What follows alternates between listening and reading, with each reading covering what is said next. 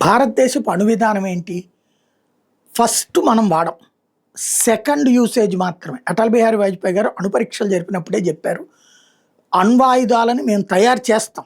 ఎందుకంటే ప్రపంచంలో మేము శక్తి సామర్థ్యాలు గలవాళ్ళమని మీరు ఒప్పుకు తీరాలి. మీ సరసన మమ్మల్ని చేర్చుకు తీరాలి. అదే సందర్భంలో 100 కోట్ల జనాభా తరపున నేను హామీ ఇస్తున్నా. అణ్వాయుధాలు మొదట మేము ప్రయోగించాం. సెల్ఫ్ డిఫెన్స్ కోసం మాత్రమే వాడతాం. అంటే మా మీద ఎవడన్నా ప్రయోగించినప్పుడు మాత్రమే మేము వాడతాం. మాకు పక్కన చైనాతో థ్రెట్ ఉంది కాబట్టి మేము సిద్ధం చేసుకున్నామని చెప్పుకొచ్చారు. అయిపోయింది. తర్వాత పాకిస్తాన్ కూడా చేసుకుంది. అంత బాగానే.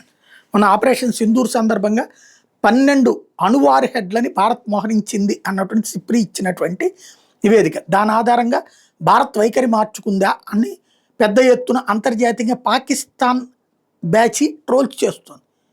భారతదేశం ఎట్లాంటి వైఖరి మార్చుకోలేదు. అణ్వార్ హెడ్లని మోహరించి ఉంచింది. ఎందుకు? పాకిస్తాన్ వాళ్ళు కదా మొన్న కూడా అణుబాంబులు వేస్తామని చెప్పింది. పాకిస్తాన్ వాళ్ళు కదా మొన్న కూడా అణుబాంబులు తీస్తామని చెప్పింది.